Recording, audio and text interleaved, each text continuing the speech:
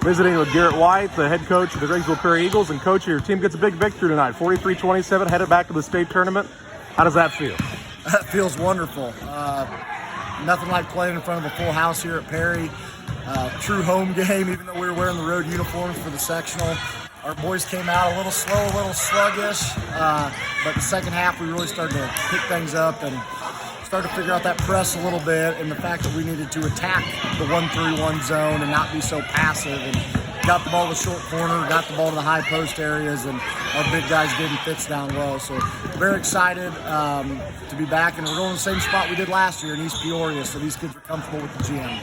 Game starts out, and as you talked about, is a little bit slow. Is it because maybe you didn't realize the length or the quickness of the other team? There's not as much scouting as there is maybe on a high school game as there's the junior high, so you kind of see it in person.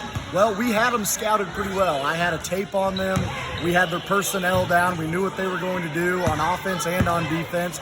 We had practiced going against the diamond and one press. We had our 8th graders pressing them like crazy and run the 1-3-1 zone.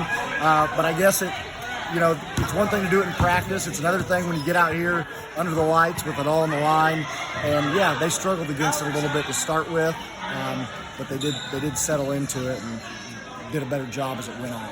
27-0 on the season, but you've had some games that have kind of pushed you a little bit, and those kind of help you in these situations. Yeah, this group they test my patience for sure.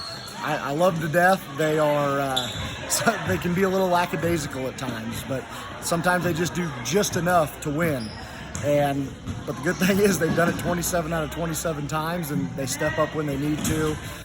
When you have a floor leader like a Flint Kirk, a kid that does it right every day, he's got a tremendous attitude, and he's got a work ethic like no other. When you have that guy leading your team and everybody follows along, you can do a lot of good things.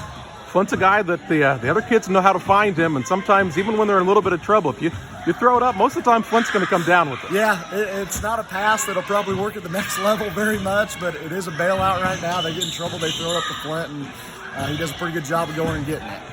He did a good job finishing the rim. Wade Lipkeman also did a great job on the boards as well. He's hitting some big threes. Yes, Wade Lipkeman, people don't realize it because he's a bigger kid in the 7th grade, but he can really shoot the basketball. He's got a soft touch inside, and as you saw tonight, he can rebound the basketball. He protects the rim with his shot blocking at times as well. Very talented player, one that's played a lot up with the 8th grade over the last couple of years. So he's got a lot of experience.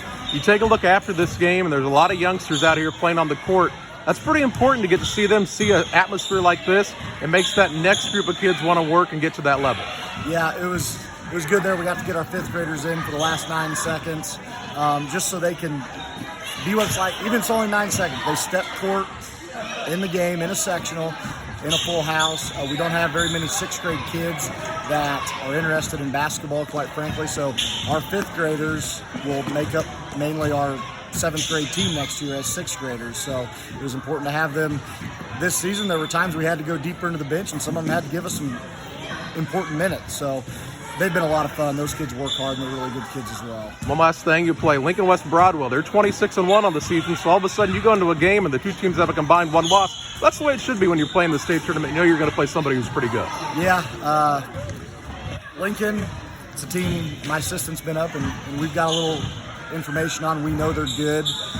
As is with any Lincoln team, when their high school coach is Neil Alexander, he has his hands on every school in Lincoln. I come from Jacksonville, and we played Lincoln, and they're going to play a 1-2-2. They're going to have their best kid on top of it, pressuring the ball, as does every kid in Lincoln. And they're going to be a handful. They're going to know how to move the ball, and they obviously know how to win. So it'll be a good test for us up there. Coach, congratulations. Good luck on Saturday. Thank you.